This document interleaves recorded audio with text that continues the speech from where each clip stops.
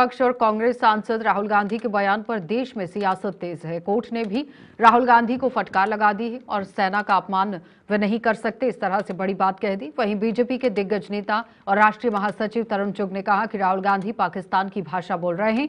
राहुल गांधी हमेशा से सेना के शौर्य पर सवाल उठाते आए हैं। इलाहाबाद हाईकोर्ट द्वारा राहुल गांधी द्वारा बार बार सेना का अपमान करना, झूठी मनगढ़ंत बयानबाजी करने पर कड़ी फटकार लगाना, यह स्वागत योग्य है और यह सत्य की विजय है और कांग्रेस राहुल गांधी के रोजाना की झूठ बोलने की हार हुई है। रोजाना झूठ बोलकर भय पैदा करना को न्यायालय ने डेफामेटरी कहकर कांग्रेस के झूठ को, राहुल गांधी के झूठ को स्पष्ट कर दिया। राहुल गांधी पाकिस्तान की भाषा बोलकर भारतीय सेना का मनोबल गिराने का कुप्रयास कर रहे हैं और लगातार कर रहे हैं।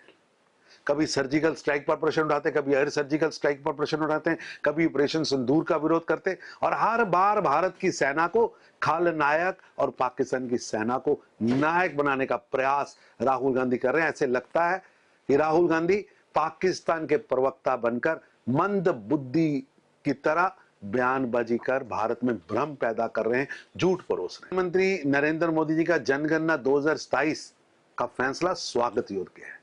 जनगणना 2027 भारत के लोकतंत्र की पारदर्शिता और समावेशन की दिशा में ऐतिहासिक कदम है। पहली बार डिजिटल माध्यम से और जातिगत आधार पर विस्तृत जानकारी इकट्ठी की जाएगी, जिससे नीति निर्माण और जन कल्याणकारी योजनाएं अधिक प्रभावशाली बन पाएंगी।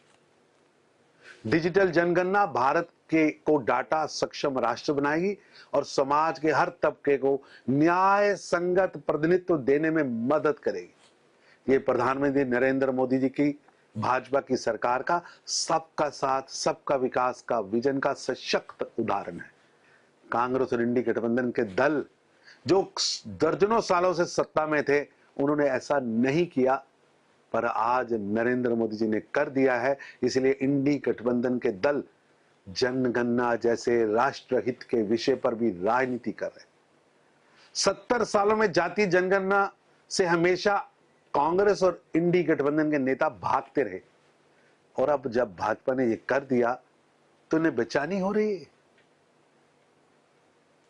उनके सारे पाप सामने आएंगे।